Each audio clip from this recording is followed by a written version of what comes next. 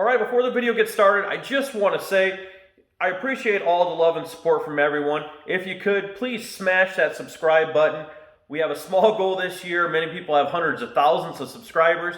We're looking to get to 2,000 by the end of the year, maybe more. We're just setting something low, something small, just to give us some motivation to keep building the channel. As you know, these projects that we're doing, like the F100 build here with the big block Chevy, we've got the twin turbo truck and many other things in the works and stuff to finish up. You know, with your guys' subscription to the channel, it really keeps us motivated. So without further ado, let's get to the big block Chevy dyno video. Thank you.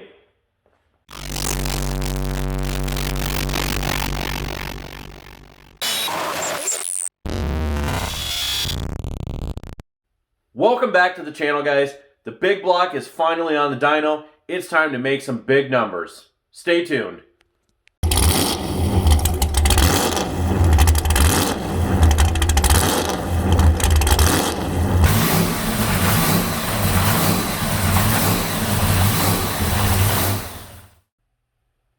All right, so here we are in the dyno. We've got everything set up on this Holley Dominator system. We are running the alky digger TPS sensor here. We have that hooked to a series of linkages coming down, and for now we just have this hex shaft coming down here to hook to the linkage for the dyno.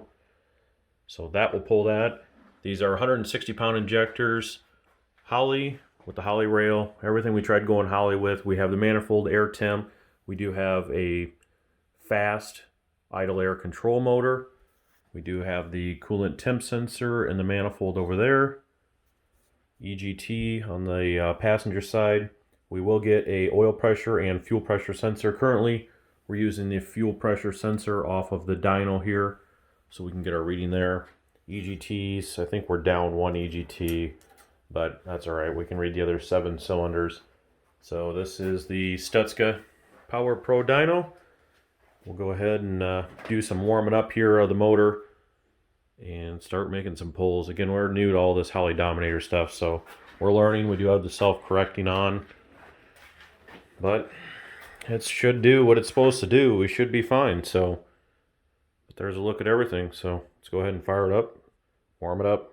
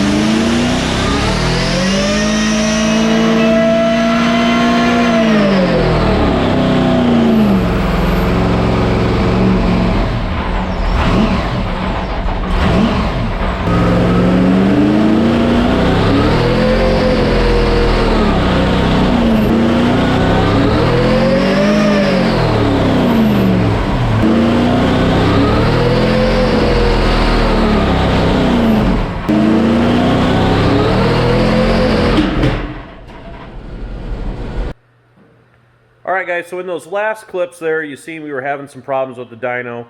Turns out what had happened was inside the hat here we are running a block off plug in the middle butterfly there, and actually this screw backed out. Thankfully that went down in the injection hat here, and we were running a gasket on top of here, on top of the spacer with a screen, so it stopped the plug and washer from going down into the blower. Otherwise it would have been major catastrophic failure. So we're going to go ahead and slap this on, get the spacer on, new gaskets under the blower, and we'll put it back together and make some more passes.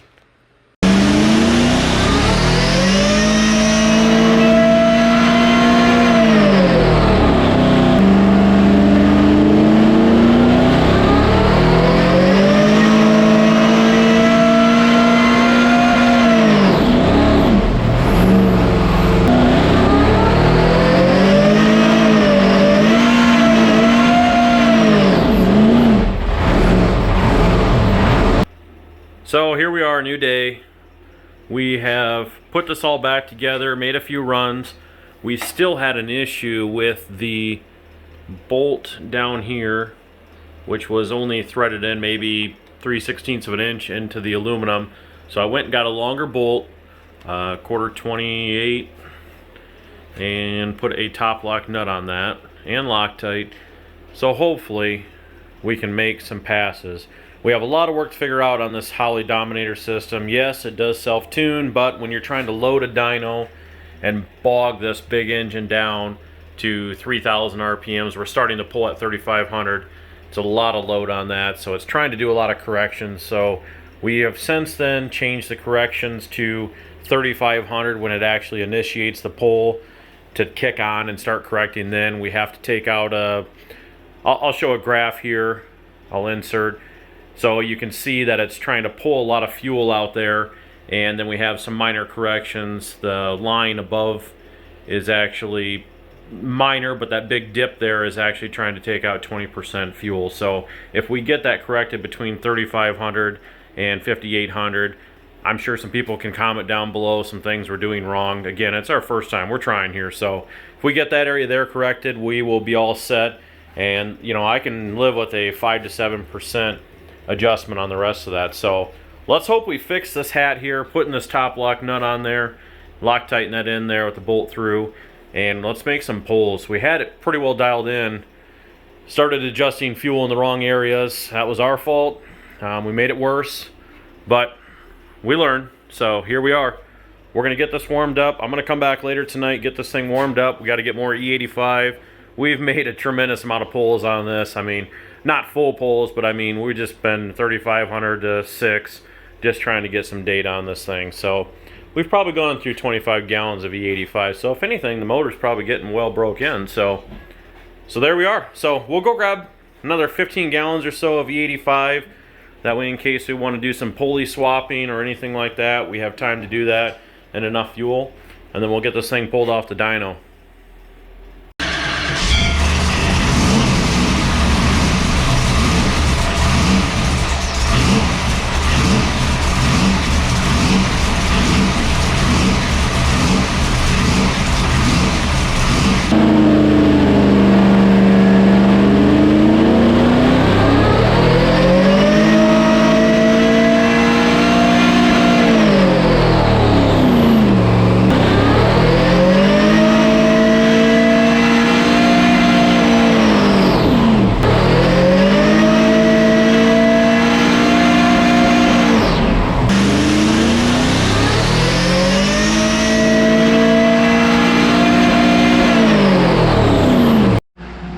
Dyno pull 163.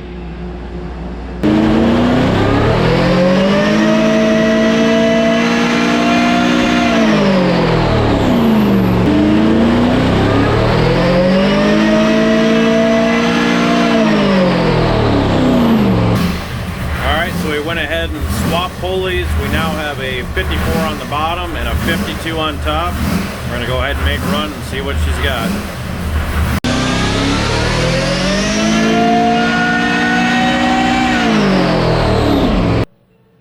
Alright guys, so after the run of swapping pulleys here,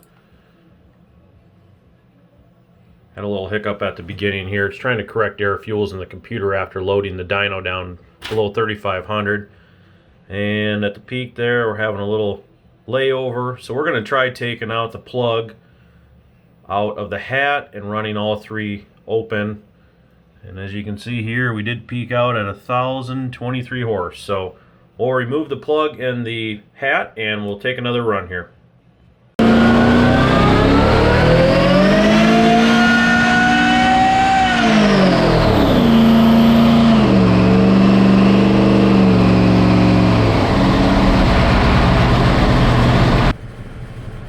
Okay, so here's the run after the plug. The green is the horsepower here and the purple is the torque.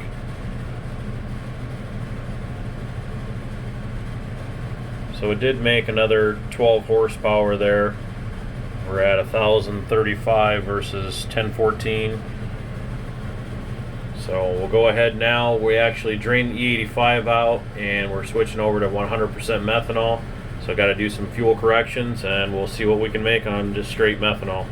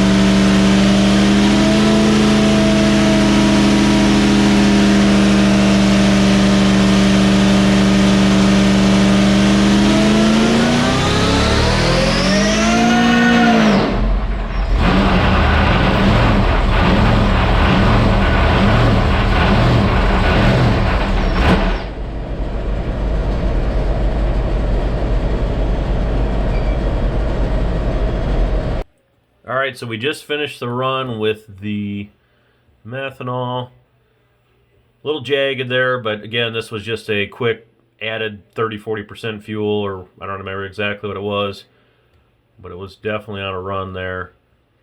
Got up to 1169 horse at the 7100, but if you can see the lab top here, this line right here was good at about 70% duty cycle until the run actually initiated, and yeah, it topped the charts. So we lost a tremendous amount of fuel pressure, and the injectors are 160 pounds and they're just not going to handle that. So could maybe possibly do a mix, could bump the fuel pressure up to 75 from 60 and do a little manipulating there, but in the end it's not enough injectors. So we'll maybe tinker around with some mixing and stuff like that, but seeing numbers that we like to see. So we'll see about more running next weekend, but at this point, that's all we got for now. Stay tuned. Like, comment, share, subscribe. We appreciate it.